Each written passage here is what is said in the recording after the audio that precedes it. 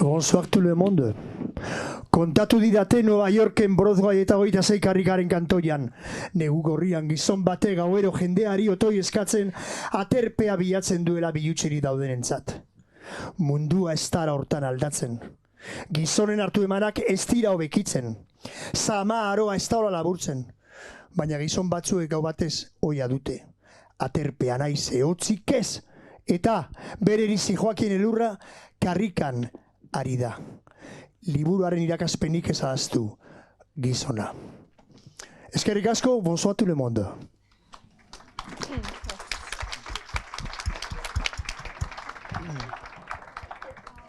Est-ce qu'on pourrait avoir une traduction parce que... Bon, je commençais avec un poème de Bertolt Brecht qui parlait aussi de la discussion de faire la révolution ou de faire quelque chose dans quelques petits lois qui va changer cette petite histoire. Donc c'est un auteur allemand que j'adore et nous avons fait un morceau de lui. C'est Mikel Laboa, le chanteur basque, qui a fait la traduction, qui a chanté. Et après, quand j'ai appris le basque, j'ai fait le premier morceau qui a été la reprise de ce morceau de Mikel Laboa. Il s'appelle Gaberako Aterbea. Et c'est pour ça que je commençais aujourd'hui avec ce poème récité, un peu de Dove Poetry. Je pense qu'ils avaient tous compris que c'était un poème de Bertolt Brecht.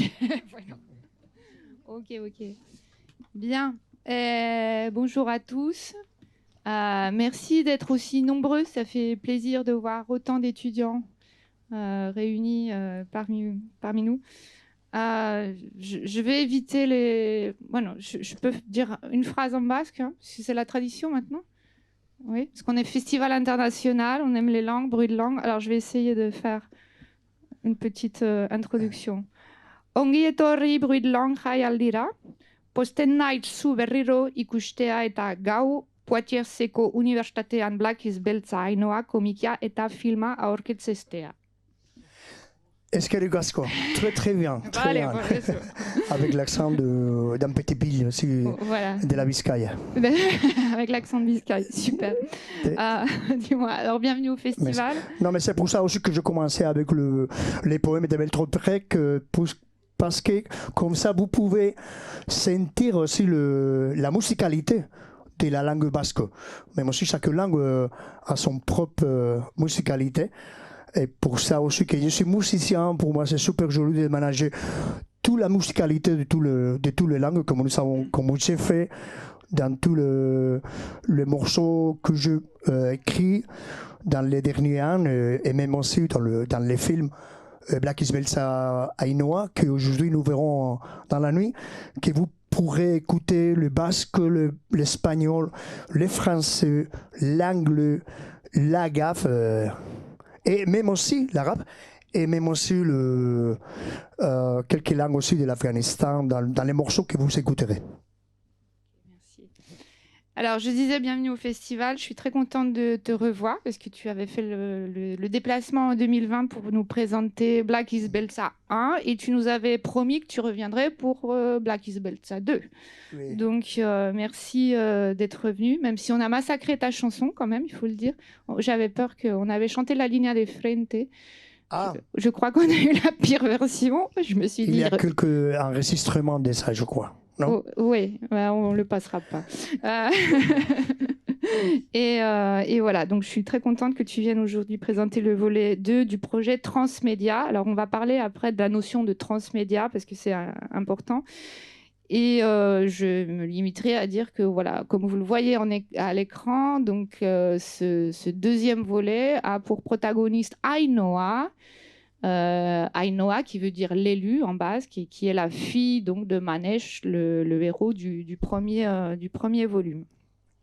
Alors, dans ce nouveau volume, Ainhoa, qui a grandi à Cuba, décide de se rendre au Pays Basque pour renouer avec ses origines. Et ayant très peu connu son père, Manèche, porté disparu au Nicaragua, elle ne connaît quasiment rien du Pays Basque. Et c'est donc à Pamploune que munie avec un sac à dos et son appareil photo, qu'elle débarque en 1988. Alors, on se demandait pourquoi avoir choisi comme cadre temporel l'année 1988. Bon, je ne sais pas s'il y a quelqu'un aussi qui est venu il y a 300 ici, mais bon, il a été super joli d'être avec vous. Et nous avons parlé aussi des premiers volets, mais les premiers volets, nous pouvons déjà écouter le nom d'Ainhoa, qui c'est un petit village dans les Pays Basques Nord. Et c'est une histoire que j'ai racontée parce que bon, c'est Manèche qui est né là-bas. Et c'est pour ça aussi que le nom de la fille, c'est Ainhoa. Donc, il y a une autre histoire aussi personnelle, parce que mon grand-père et ma grand-mère, ils sont réfugiés dans les petits villages de Ainhoa. Et après la guerre civile, quand les fascistes ils sont entrés dans la ville d'Irun, donc ils sont réfugiés là-bas. Et dans notre famille, nous avons l'habitude de donner les noms à quelqu'un pour pas oublier que même nous aussi, nous sommes été migrants politiques, mais migrants aussi, réfugiés politiques. Et la ville d'Ainhoa nous a accueillis.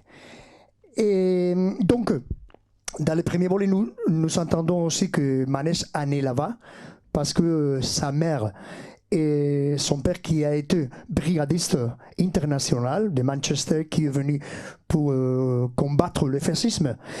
Donc, ils sont allés à Barcelone pour combattre le fascisme. Quand Barcelone est tombé, aussi, ils sont allés à Ainhoa.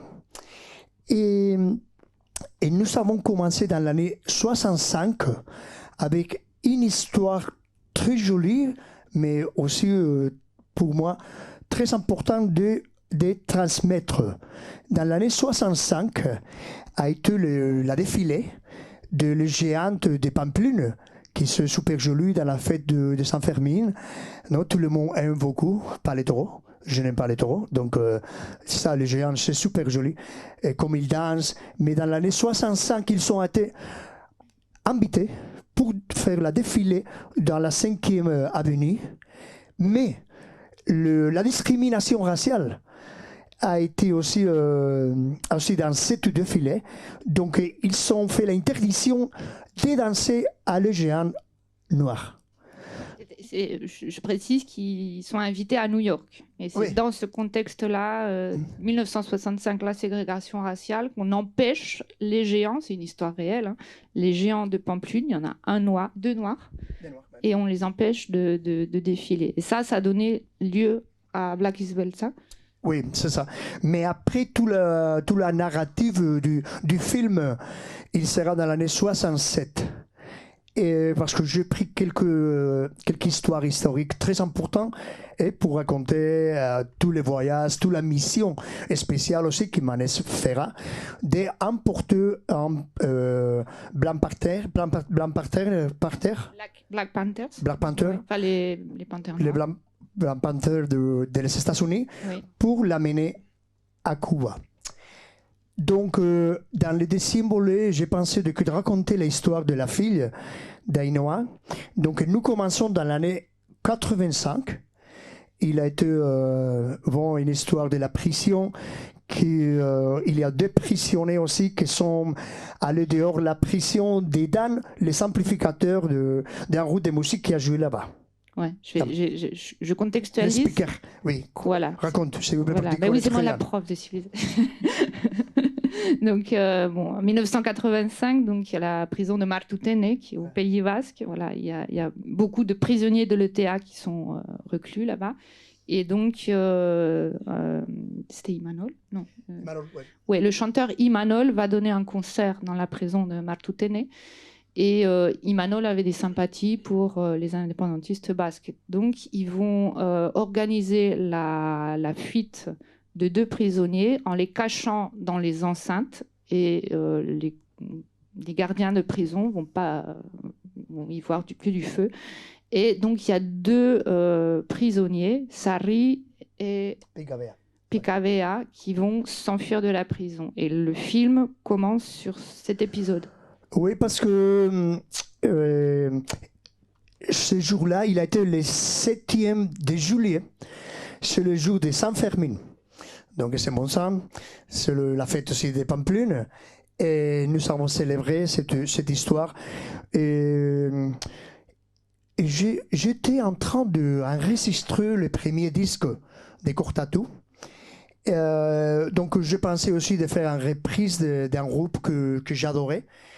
Pour moi, les groupes le plus important pour faire Cortatu, ils ont été The Clash et même aussi Specials.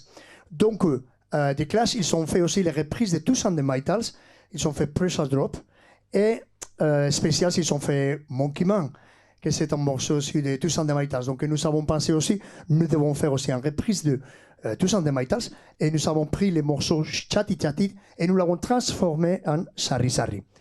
Après, il a été le scandale total avec ces morceaux. Tout le monde danse, même s'il ne sait pas qu'est-ce que nous racontons dans cette histoire, mais tout le monde danse. Donc, pour moi, il a été important aussi parce que nous avons joué dans la prison avant 1 mois de la fuite et nous avons joué là-bas. Et nous ne savons rien. Qu'est-ce qu'il se passe? Mais ils ont déjà commencé à organiser la fuite. Et 1 mois après, qui a été la fuite, et nous avons fait les morceaux. Donc, même aussi dans les premiers volets, si nous avons commencé dans l'année 65 et après nous avons fait l'ellipsis temporelle pour aller les 67. Ici aussi, nous commençons dans les 85. Mais il faut dire qu'un des prisonniers, c'est le poète national du Pays Basque. En paix, je ne sais pas si vous connaissez Mahmoud Darwish de la Palestine. Il a été aussi le poète national de là-bas. Et même aussi, on peut, pour raconter aussi l'histoire de Sarriona India, il a été le poète national. Donc, nous avons fictionné aussi qu'après, il a été réfugié à Cuba, mais personne ne sait où est-ce qu'il est. Mais tous les ans, il envoyait un livre. Et donc, nous avons fictionné cette histoire des rencontres, des rendez-vous avec Ainhoa. Donc, elle le demande de l'apprendre le basque. Comme ça, quand nous sommes allés à les 88, elle parle basque. Et elle est allée aussi à Pamplune. Et les 88, c'est l'année où nous avons fait les derniers concerts de Cortatu, la dernière danse de guerre. Et bon, j'ai inventé aussi l'interview d'une journaliste avec mon frère et moi. Je ne sais pas si il y a quelqu'un aussi qui a été, il y a 13 ans, mais je racontais que mon frère est décédé il y a 3 ans. Donc, je pensais aussi de faire ce film comme hommage. Donc, nous l'avons donné la vie encore à travers de l'animation. Donc, ici, nous avons fait cette interview. Nous avons parlé de quelque chose qui après sortiront dans le film. Et même aussi après que nous pouvons écouter la musique que nous avons fait dans les derniers concerts.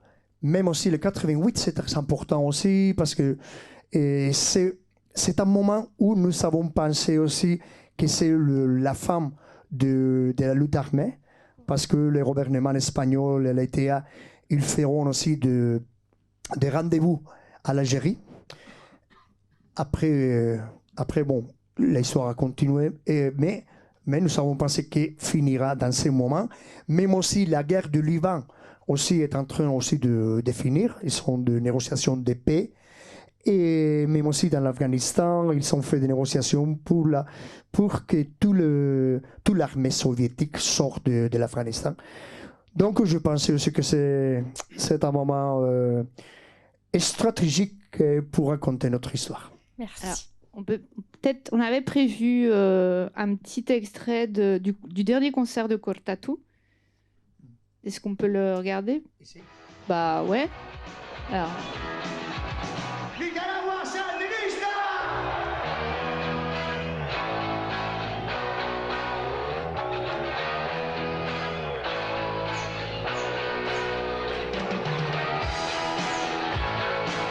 Oh, mon frère, c'est le bassiste.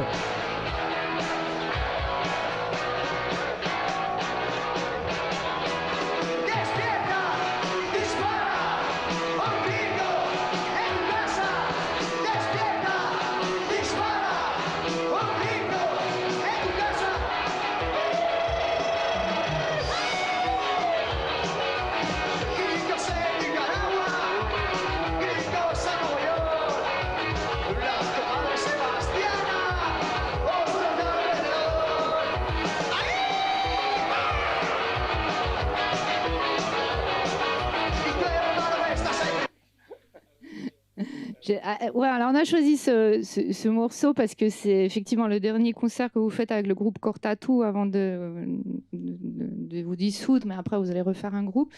Et donc, je pense que vous avez compris qu'ils chantent en soutien donc au Nicaragua, voilà, parce qu'il y avait la contre-révolution, donc voilà.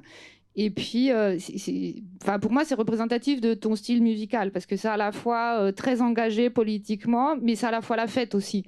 Il y a cette double dimension en fait de lutte, mais aussi ouais, la fête, l'énergie. Oui, même aussi, mon frère aussi, quand nous avons fini avec les groupes, il est allé avec une brigada internationaliste de solidarité à Nicaragua. Donc nous avons eu beaucoup de relations avec les Nicaragua sandinistas à cette époque-là. Il y a un autre élément que tu n'as pas évoqué, mais on peut en parler. Alors, 88, donc effectivement, c'est la fin de la guerre froide. Donc, il y a les négociations d'Alger qui vont arriver entre le gouvernement espagnol et l'ETA. Mais aussi, au niveau social, aux Pays-Bas, c'est une période qui est assez dure, puisqu'il y a beaucoup de... D'ailleurs, on le voit dans le film d'animation, il y a une consommation massive d'héroïne aux Pays Basques. La contamination par le VIH, et en fait ça va vraiment être un fléau social parce que je crois que dans certains villages toute une génération de jeunes en fait va disparaître à cause de l'héroïne ou du sida, non? Oui, encore une fois aussi, avec la question que tu m'as demandé de l'année. Normalement, tout le monde se rappelle de l'année 88. Oui, 68, excusez-moi, 68. Et après aussi, tout le monde se rappelle de le 89, qui a été aussi la destruction de le mur de Berlin, tout ça. Et c'est pour ça aussi que pour moi, c'est intéressant aussi d'apprendre de l'année d'avance, les 67, 88. Et c'est vrai, je vous parlais aussi de la Nicaragua et même aussi de l'Afghanistan, mais nous racontons dans ce film toute l'utilisation qu'a fait la CIA avec tous les groupes d'intelligence de la drogue illégale pour financer, pour financer la guerre contre l'Afghanistan socialiste dans l'Afghanistan, et même aussi avec l'héroïne, et même aussi avec la cocaïne pour financer tout le contrat de Nicaragua.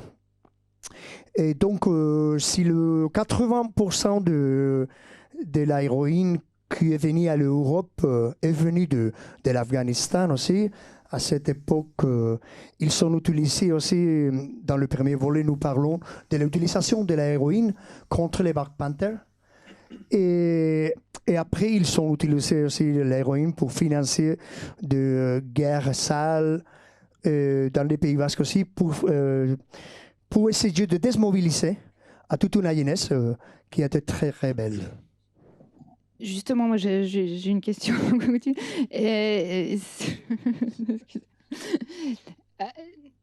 Dans le récit officiel de la transition espagnole, modélique, etc., on ne parle pas énormément en fait de la question de la consommation d'héroïne au Pays Basque et puis de tous ces morts qu'il y a eu pendant la jeunesse. Bah, c'est mon point de vue. Alors, on en parle dans la littérature basque, je pense, dans le roman policier notamment.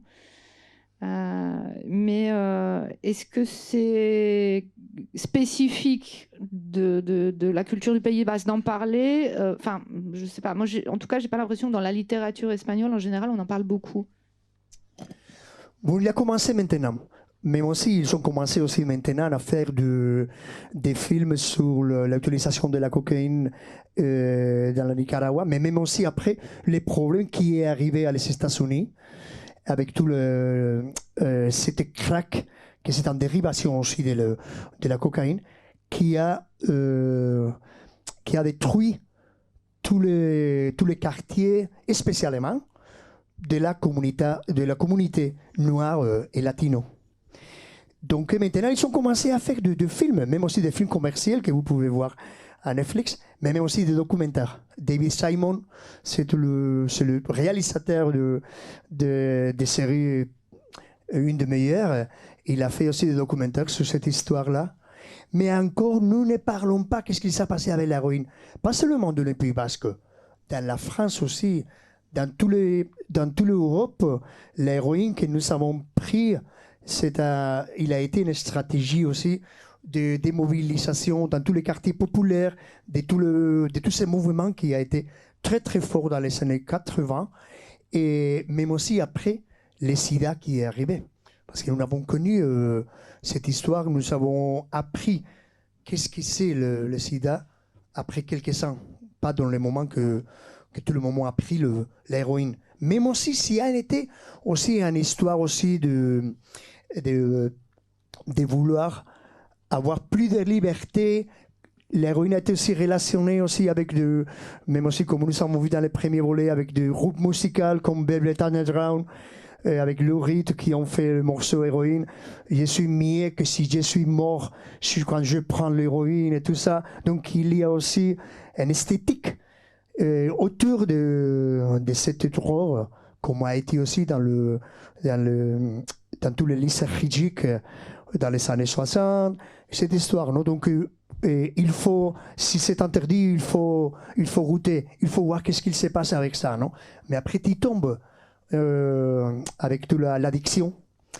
Et c'est pour ça que dans les films, les groupes que vous écouterez aujourd'hui, ils sont les groupes qui ont joué les plus avec nous, avec Rotato. Ils sont Cicatrices, et les 4, ils sont morts pour l'héroïne.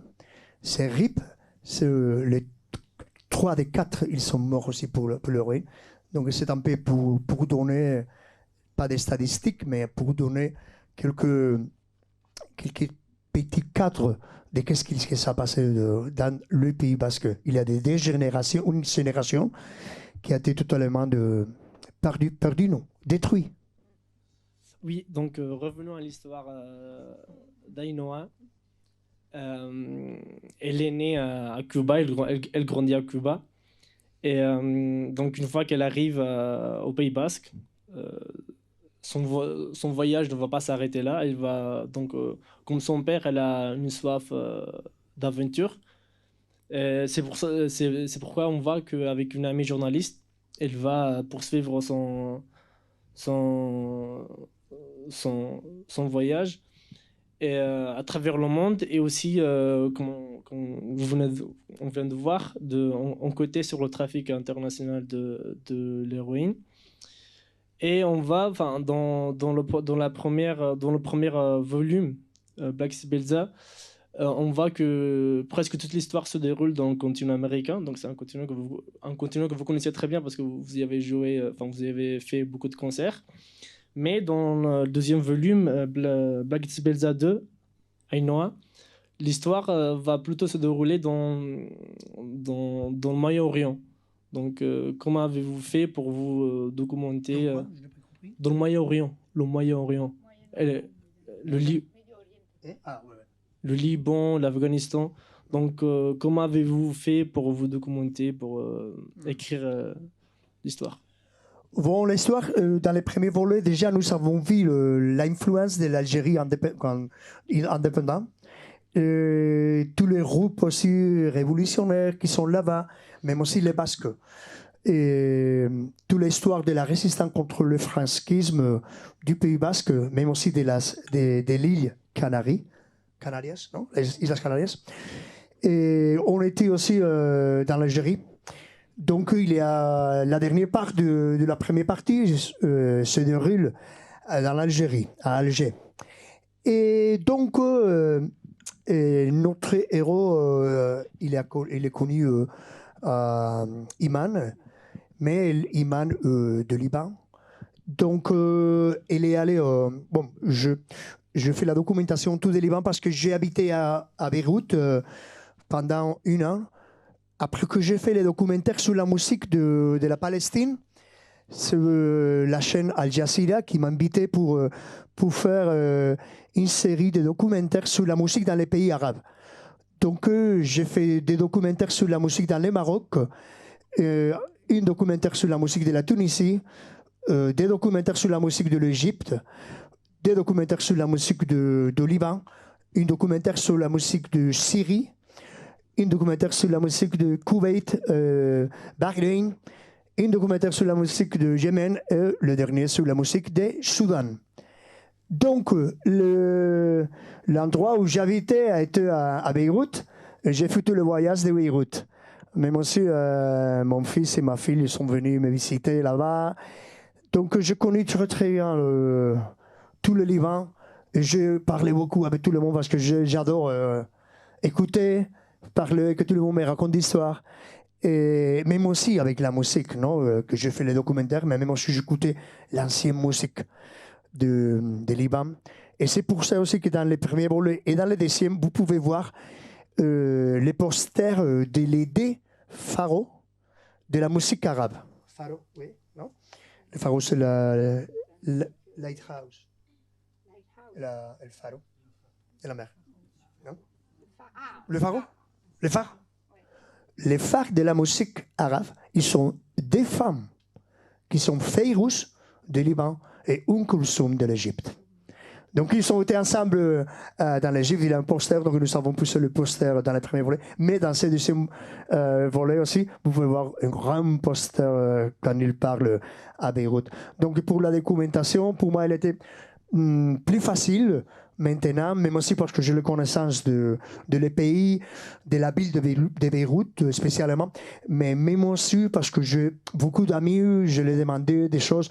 Donc toute la musique que vous écouterez quand nous sommes dans la partie de Liban, et ils sont des musiciens que je connais, qui sont des amis, que je leur parlais de ce film, ils m'ont envoyé des choses. Après, et pour l'Afghanistan, je n'étais pas là-bas.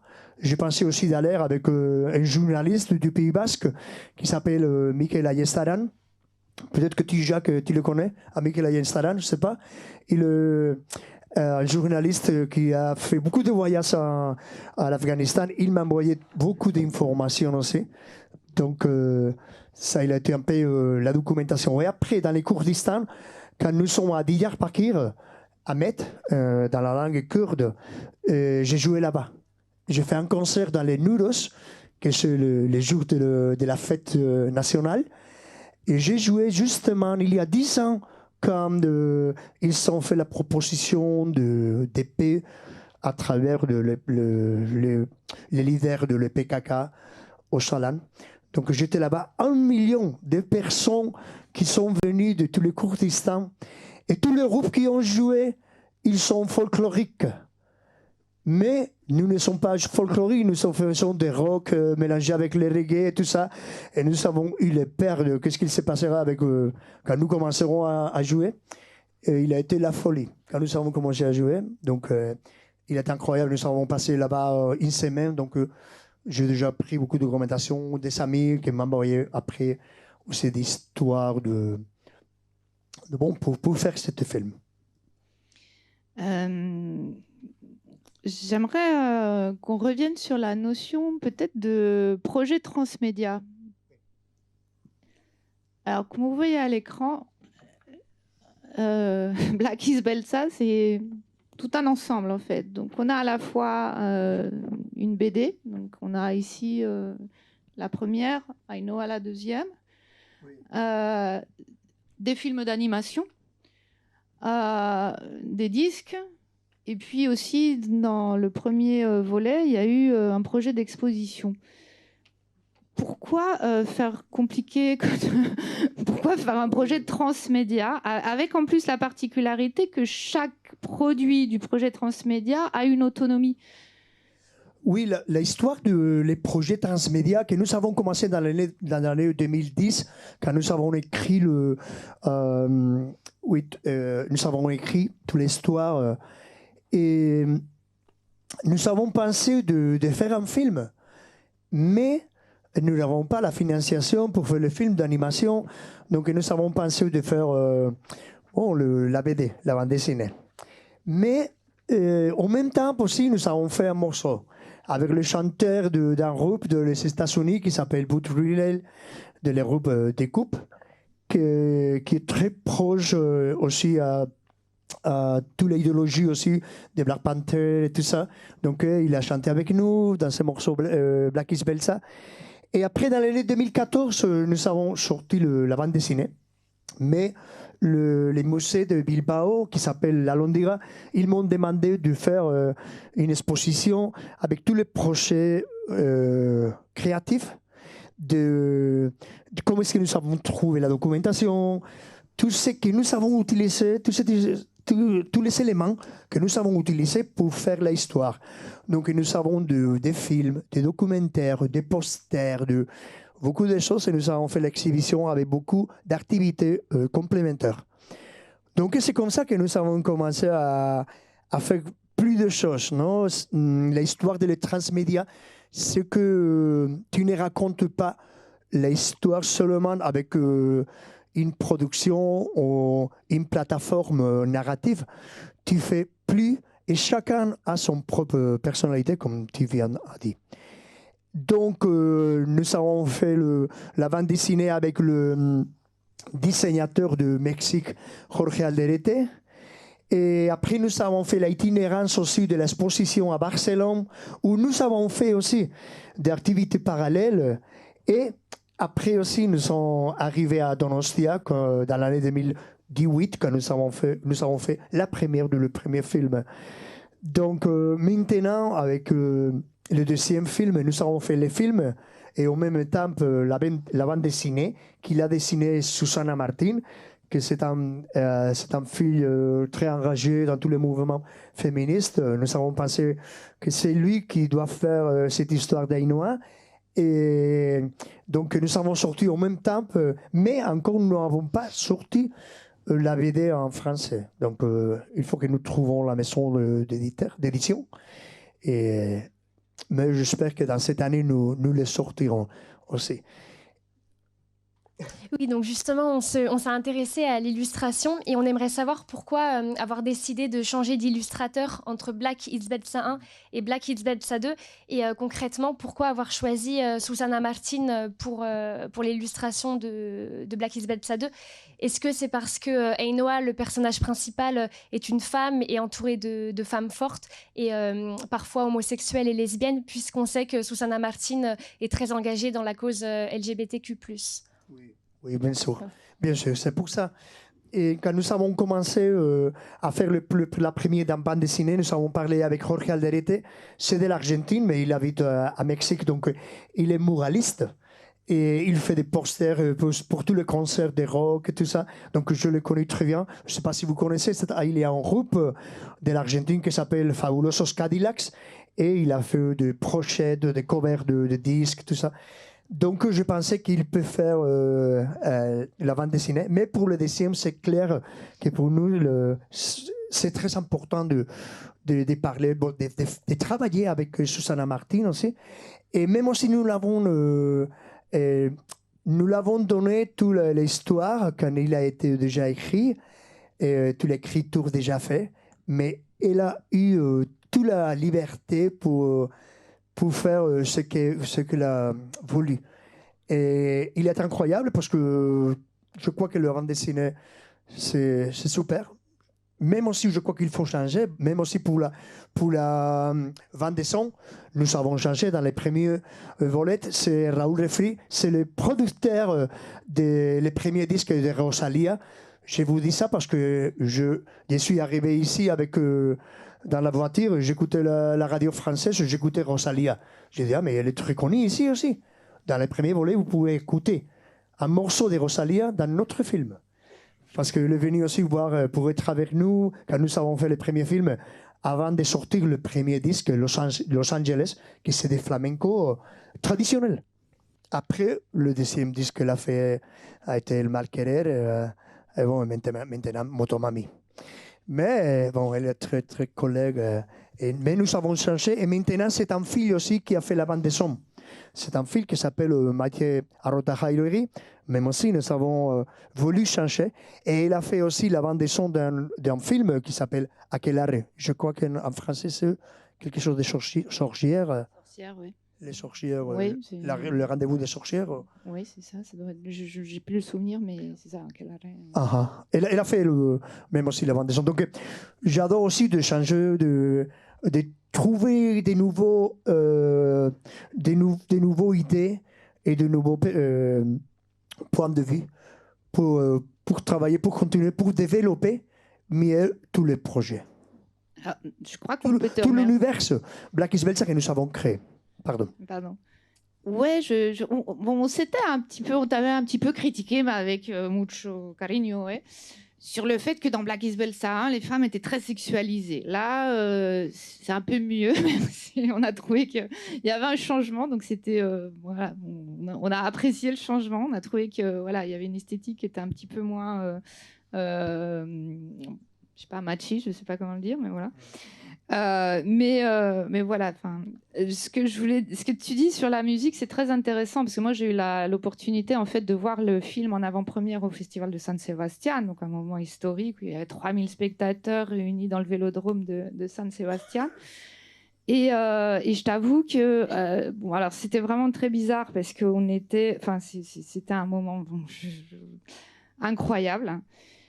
Et c'est vrai que la musique, elle est omniprésente dans le deuxième film. Elle est tellement présente qu'on est propulsé à une vitesse incroyable. Je trouve qu'en fait, le rythme musical donne encore plus de rythme au film. Et l'avantage de la BD, ça permet de revenir sur certaines scènes de manière beaucoup plus posée. Oui, c'est la différence aussi entre la bande dessinée et les films d'animation. Si vous allez voir un film d'animation, fiction, documentaire, c'est le réalisateur qui a choisi les rythmes. Tout ce qu'il se passe, il a choisi. Donc, vous êtes des spectateurs. Mais avec la bande dessinée, vous êtes le chef. Vous pouvez écouter quelques morceaux, si vous voulez, parce qu'il y a tous les morceaux que tu peux écouter, même plus de morceaux aussi que tu écoutes dans le film, plus de morceaux que tu peux lire aussi dans la bande dessinée. Donc tu peux boire ça, tu peux regarder, tu peux rester là-bas, tu peux le laisser. Donc c'est une autre narrative. C'est pour ça aussi que c'est très différent, mais nous avons donné aussi la possibilité de savoir dans chaque moment quelle musique vous pouvez écouter. Donc, ça, c'est pour la bande dessinée. Après, pour le film, c'est vrai que dans les scénarios, tous les morceaux que vous écoutez, ils sont comme un autre personnage. Mm-hmm. Même aussi parce que nous avons fait les sous-titrages de beaucoup des morceaux que vous écouterez. Parce qu'il fait la liaison entre une séquence et une autre. Alors moi, j'aimerais bien qu'on parle d'une scène qui est celle de l'assassinat de Félix le chat. Ah, mais ça, c'est le spoiler. Attends. Vous avez fait le spoiler, déjà. Attends. Alors, c'était très curieux parce qu'au Vélodrome, ah oui. Quand à chaque fois qu'Ainoa aime la bagarre, hein, et souvent elle règle ses comptes aux hommes, et les spectateurs applaudissaient. Alors, c'était un peu curieux, quoi. Mais cette scène-là, quand je l'ai vue, je me suis dit, ok, bon, d'accord. Bon. Mais quand j'ai lu la BD, ça a fait tilt. Alors, j'aimerais savoir si... parce qu'il y a beaucoup de références en fait, et en fait toutes les références historiques, je crois que tu les apprécies beaucoup plus quand tu lis la BD. Félix le chat, et c'est le Gato Rodriguez. Non? Qu'est-ce que tu me demandes si c'est un personnage historique? Bah oui. Je ne peux pas dire ça. Alors, je vais te faire une c'est théorie. Même aussi, Susanna Martin, elle a fait un jeu de personnages. Elle m'a dit, je donnais quelques personnages à quelqu'un. Qu'est-ce que tu penses? Je dis, ah, très bien. mais il m'a envoyé un personnage qui c'est comme Julio Iglesias. Vous connaissez? Et j'ai dit, mais non, mais c'est clair, c'est très clair que c'est Julio Iglesias. Attention, on m'a dit, ah, mais c'est super, super ça. Après, bon, il a fait un petit moustache comme ça, mais c'est Julio Iglesias.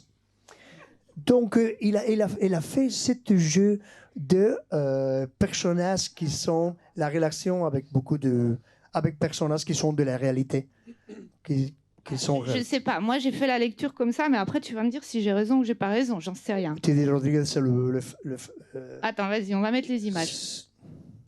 Alors, je suis sur la bonne piste ou pas là?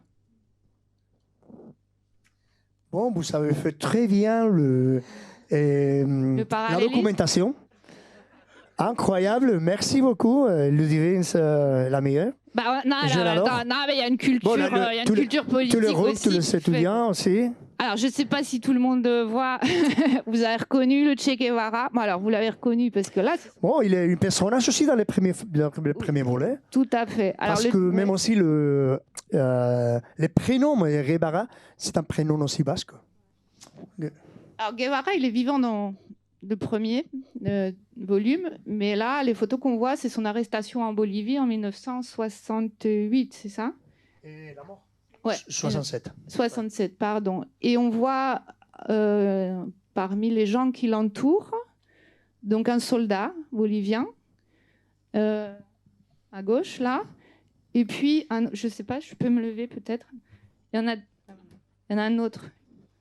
Alors ça, c'est El Gato Rodriguez, non? C'était un militaire qui s'appelait Félix Rodriguez. C'était un Cubain, mais qui travaillait pour la CIA, donc il a participé à l'arrestation du Che Guevara. Et cet autre personnage avec la casquette, il s'appelait Roberto Quintanilla, bolivien aussi. Et on dit que Roberto Quintanilla a profané le cadavre du Che, il lui a coupé les mains. Alors, quand dans la BD, le personnage de l'espion Félix le chat, en fait Félix le chat c'était le nom de code de Rodriguez, je me suis dit, ah là, il règle ses comptes avec l'assassin du Che. Mais ça ne s'arrête pas là. Parce que Roberto Quintanilla, qui a coupé les mains du Che, quoi? Non? Mais oui. Attends. Bah, je termine. Ah bah oui, parce que alors, attends, il faut. Je n'ai pas parlé avec elle. Non, on n'a pas parlé. Roberto Quintanilla était pro-fasciste, non? Donc il profane le cadavre du Che. Et donc nous sommes en Bolivie. Et donc c'est là qu'intervient celle-ci. Celle-ci, c'est une citoyenne allemande qui s'appelle Monika Hertel. Ok, Monika Hertel, elle vit dans une famille allemande qui a immigré en Bolivie en 1945. Elle grandit dans sa famille et un jour, elle apprend que sa famille est nazie et que son père a été le photographe d'Hitler. Et qu'en plus, ils ont un ami de la famille, tellement un bon ami qu'il l'appelle l'oncle Klaus. C'était Klaus Barbie qui était caché en Bolivie dans la famille de Monika. Quand Monika, elle apprend, horrifiée, l'histoire de sa famille, elle rompt tous les liens familiaux, elle rejoint la guérilla, et 2 ans après, ou 3 ans après, elle va décider de venger la mort du Che et d'aller tuer à Munich Quintanilla, qui travaille comme consul en Bolivie, consul bolivien à Munich. C'est ça ou pas? Ah bah oui. Continue.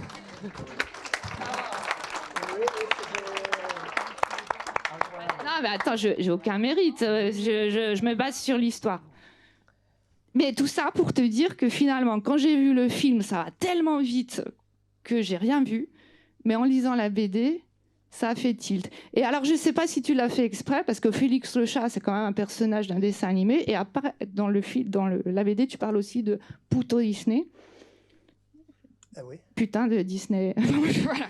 Oui, mais ça, c'est pour raconter aussi toute l'histoire de l'animation. Je crois que c'est très joli aussi de faire cette blague, non, que nous avons fait. Par exemple, Félix, il dit bon, je m'appelle Félix, mais tout le monde m'appelle Félix les chats, mais je n'aime pas ça, et même je n'aime pas l'animation non plus, non. Donc nous pouvons voir un film d'animation et il dit qu'il déteste le film d'animation.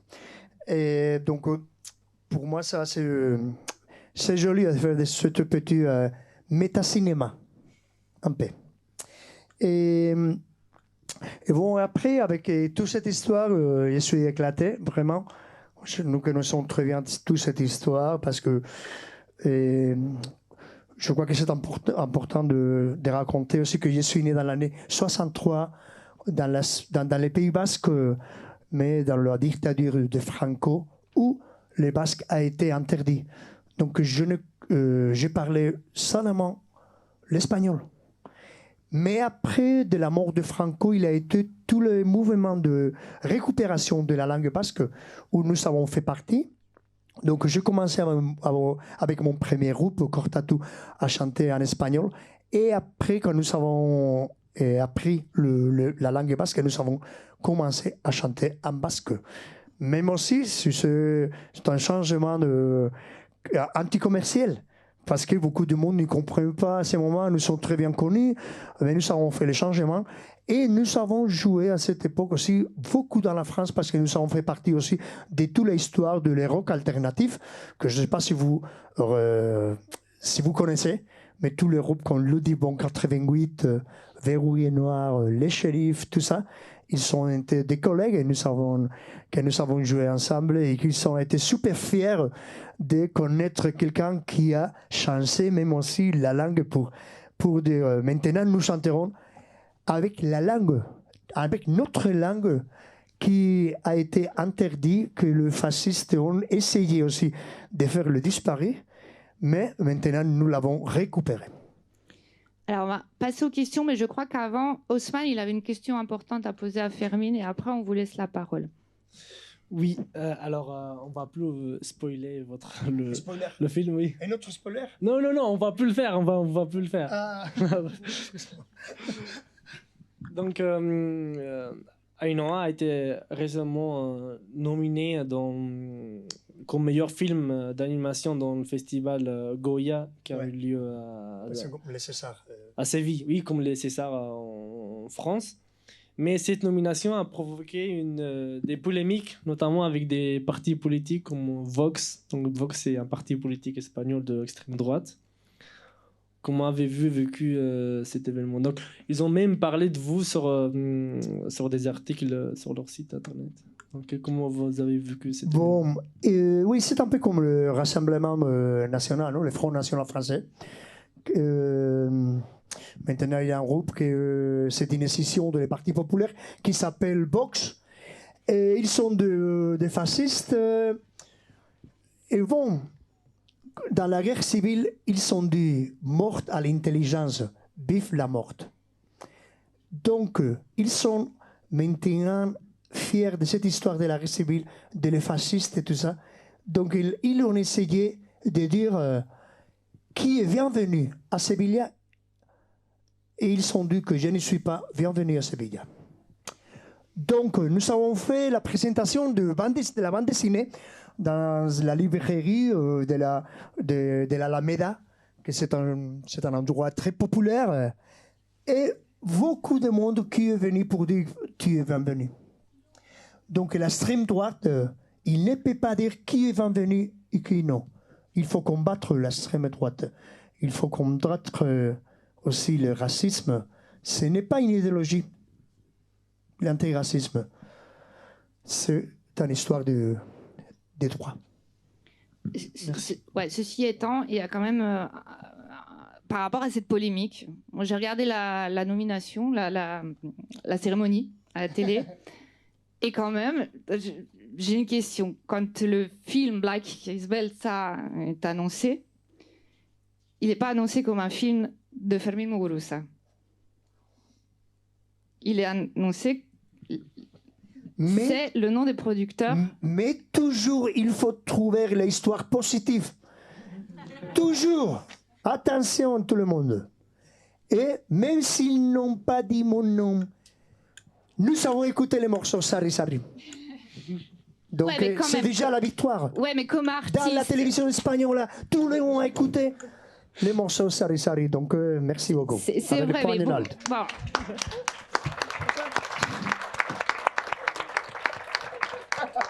Mais j'insiste quand même. Comme artiste, qu'est-ce que ça fait de vivre dans un pays où, dans certains moments, tu ne peux pas revendiquer l'autorité de ton œuvre? Bon, il faut dire aussi que maintenant, l'extrême droite, ils sont très intelligents pour manipuler tous les médias. Les réseaux sociaux, tout ça, spécialement Twitter. Ils sont spécialistes en ça, même aussi dans tous les médias. Ils sont très très bien, et spécialement après toute l'époque de Donald Trump. Parce qu'ils sont des spécialistes en trouver, de diffondre aussi les fake news, tout ça. Donc, ils essayent dans tous les moments de marquer l'agenda politique, culturel, tout ça. Nous devons parler de lui.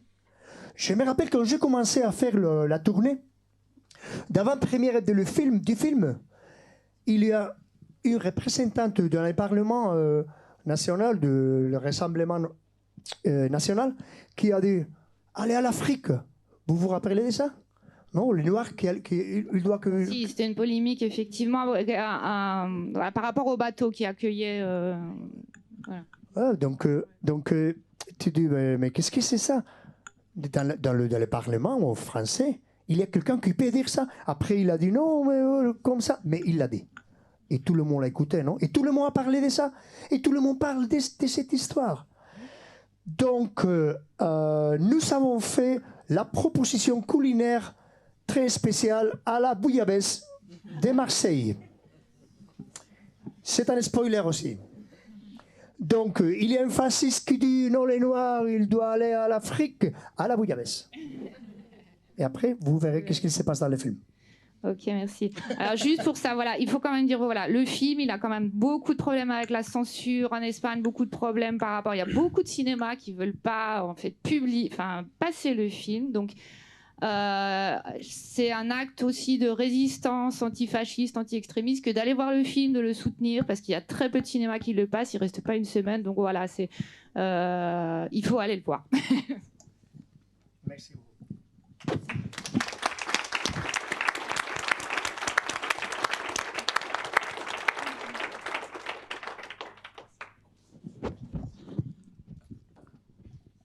Je vais faire passer un micro parmi vous s'il y a des questions pour l'auteur invité, donc n'hésitez pas à lever la main. Oui, seulement des petites précisions, parce que je parlais de la bouillabaisse. Nous avons fait la première à Marseille. C'est Massilia Sound System qui sont venus, tous les amis qui sont ce que vous pouvez écouter dans les films. Et j'étais un peu avec bon, vous savez, comme ils sont avec la bouillabaisse et tout ça, nous avons fait une petite apportation culinaire, donc nous avons envoyé les racistes de merde à la bouillabaisse, les fascistes de merde à la bouillabaisse, tout ça. Et ils ont dit que c'est super l'apportation de la cuisine basque à la cuisine de Marseille. C'est ça. Excusez-moi, maintenant, s'il y a quelques questions.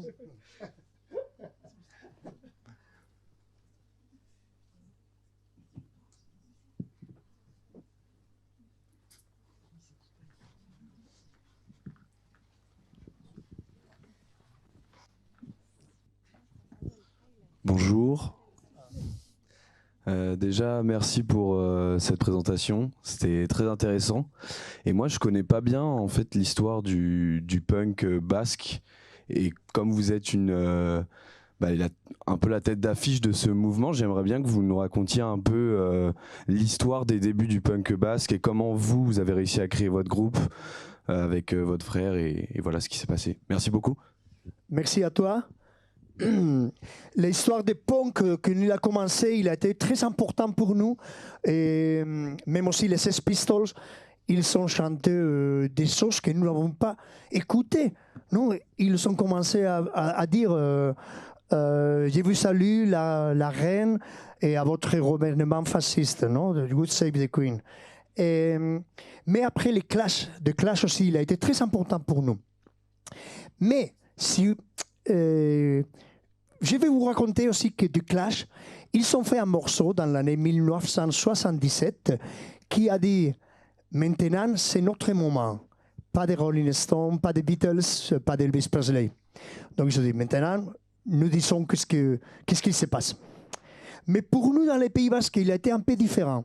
Parce que nous ne pouvons pas dire que la génération d'avance, nous ne pouvons pas couper. Parce qu'ils ont été tous les chanteurs folkloriques et un peu aussi comme le chanteur aussi de la France, Georges Brassens et tout ça, ils ont pris toute cette influence, mais ils ont chanté en basque.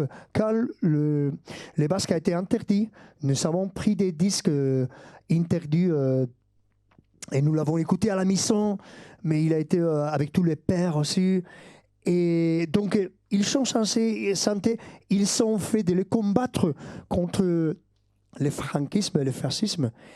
Donc, pour nous, a été la nouvelle génération de dire toutes les choses, comme les punks, mais même aussi sans oublier que l'ancienne génération, aussi, ils ont été très, très combatifs.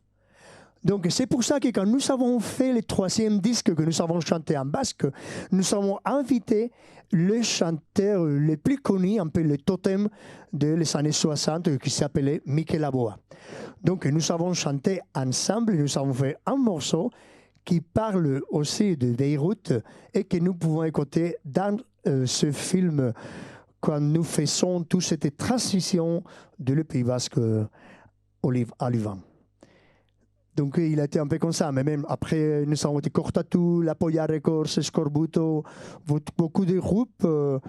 Mais peut-être que les groupes qui a plus sorti du Pays Basque a été Cortatu, notre groupe, parce que nous avons fait cette relation spécialement avec Bruno Garcia, que c'est le Charles-Jean Garcia, le guitariste et chanteur aussi de Ludivon 88, parce que son grand-père est de Bilbao.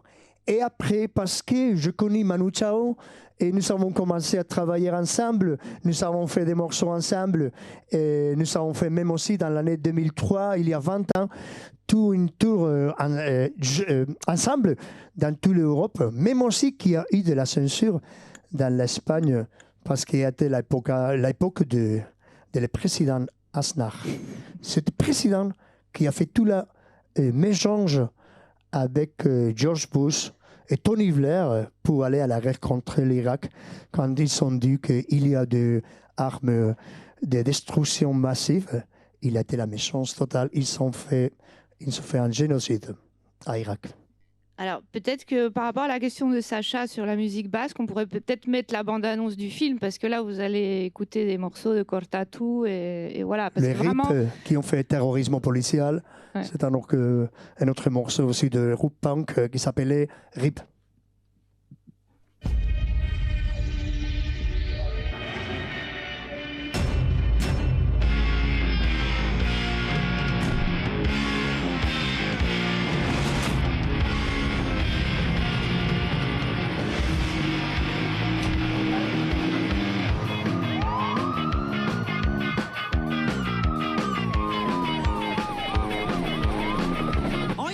¿De dónde son ustedes? ¿Nosotros? ¿Holandeses? ¿Ah, sí? Ustedes no son holandeses, son vascos. Mi papá era vasco, beltza naiz eta harro nago. Yo le guardo el secreto, pero tú me enseñas euskera. Sarri, sarri, sarri, sarri, sarri, sarri. Sarri, sarri, sarri, sarri, sarri, sarri. Sarri, sarri, sarri, sarri, sarri, sarri.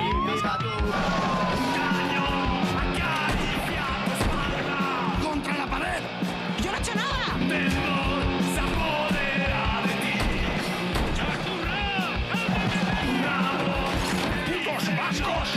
¿Estás bien? Ondo nago, eskerrik asko. Ezagutzen alduzue kale hau? Gertu dago, lagunduko dizu.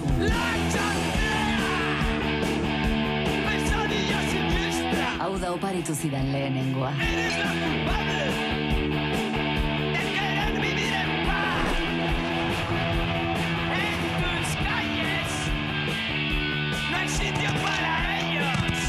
Ni Beirutera joango nahi zurekin, baina gero zuk Kabulera lagundu beharko didazu.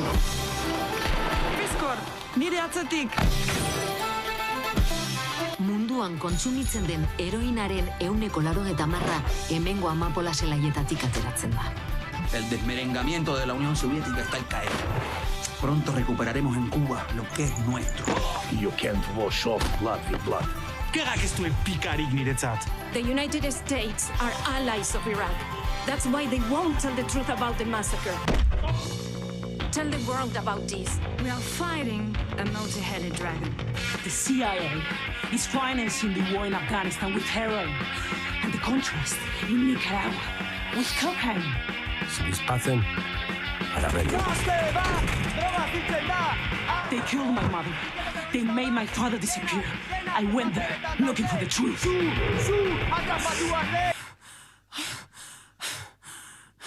Alors, nous avons écouté des morceaux des Pays Basques, mais même aussi un groupe de l'Irlande qui ont joué beaucoup, bon, qui l'ont fait à Londres, qui s'appelle The Pogues, le groupe de Shane McGowan.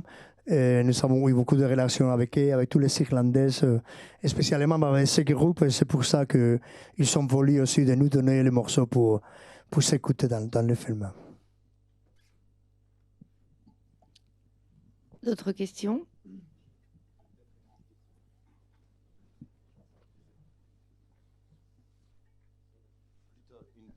Ça va être plutôt une petite remarque parce que je viens de Pologne et en fait j'ai remarqué qu'il y a ces côtés révolutionnaires dans la musique et moi je peux donner une certaine comparaison peut-être qui est possible. Et il s'agit juste que après la chute du mur de Berlin, c'était la thérapie de choc.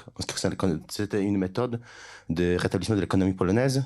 Et en fait, à cette époque, la jeunesse polonaise, donc un certain courant qui dérive du punk justement, est né. Et c'est le courant rave qui est très important comme un lieu de dénonciation de certaines choses qui se passent dans la politique, mais aussi un lieu unificateur de la jeunesse polonaise qui est très divisée de la population polonaise. Et maintenant, c'est un mouvement qui est toujours vivant, car même parce que on en a besoin, parce qu'on vit dans un pays où on est gouverné par un gouvernement qui est d'extrême droite. Et même les médias, donc il y a...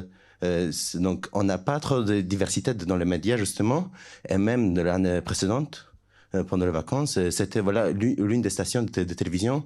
On pensait que ça pourrait être éliminé justement de la média, donc il y aurait qu'un seul discours. Et en fait, maintenant, il n'y a que discours, donc il y a ces côtés discours gouvernemental, mais il y a aussi côté opposition où on ne se reconnaît pas forcément parce qu'en fait, on a besoin de cette diversité. En fait, il y a ces courants rave qui remplace justement ce discours, mais en fait, il y a ce discours qui est assez destructeur parce qu'en fait, il s'agit même plutôt d'un acte, de ce rassemblement qui est assez, disons, où on déborde de vie justement, pour dire, donc parce que la musique, le rythme de la musique est très très haut, mais en fait, c'est justement ça. Voilà, c'est juste pour montrer une autre perspective, de ça. Bon, je vais te raconter Salomon que j'ai joué aussi dans l'année 87 à Varsovie. Il a été un festival où nous avons joué, même aussi des groupes de la Pologne, et même aussi un chanteur de poetry rap qui s'appelle Benjamin Sefanayan. Peut-être que vous le connaissez parce que maintenant il est acteur aussi et vous pouvez le voir dans la série Peaky Blinders. Il est noir. C'est un mec noir qui est de la famille de Tommy Shelby. Vous connaissez Peaky Blinders, bien sûr. Donc, c'est un mec, c'est un chanteur aussi qui s'appelle Benjamin Sefanayan. Et il a joué aussi avec nous dans cet concert. Nous avons fait une petite interview dans la télévision polonaise aussi. Je te donnerai aussi le link parce que maintenant c'est dans le YouTube. Et nous avons fait un peu les connards parce que nous sommes très jeunes à cette époque. Mais bon, Et l'histoire, c'est que quand nous sommes sortis de la télévision, beaucoup de monde qui nous attendent, nous irons voir les concerts, comme ça. Beaucoup d'anarchistes comme ça.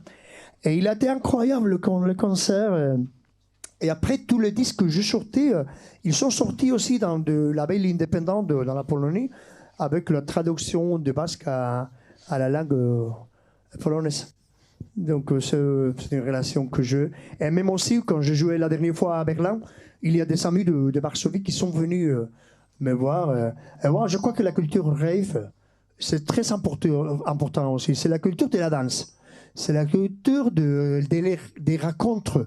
Et c'est une culture aussi de faire communauté à travers de la danse. Même aussi, si c'est dans la rave, tu peux écouter aussi beaucoup de différents rythmes de techno, minimal, techno, hardcore, tout cette, même aussi maintenant avec tous les traps et les nouvelles tendances de musique. Mais le rave, je crois que c'est quelque chose, je l'ai vu à Berlin, spécialement dans le festival Fusion, qui est un festival, le seul festival que je connais sans logo. Ils n'admettent pas cette agression capitaliste de tous les logos qu'il y a maintenant dans tous les festivals de musique. C'est un festival qui s'appelle Fusion. Et la rave, c'est un moment de rencontre. Non, même si chacun est dans son univers, il y a quelque sens aussi de communauté. Je trouve que c'est comme il fait de dire nous sommes ici encore. Et attention, nous pouvons faire le contre-pouvoir.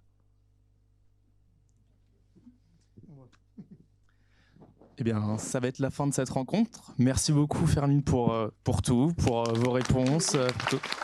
Merci aux animateurs et animatrices également pour toutes vos questions pertinentes. Félicitations, vous applaudir.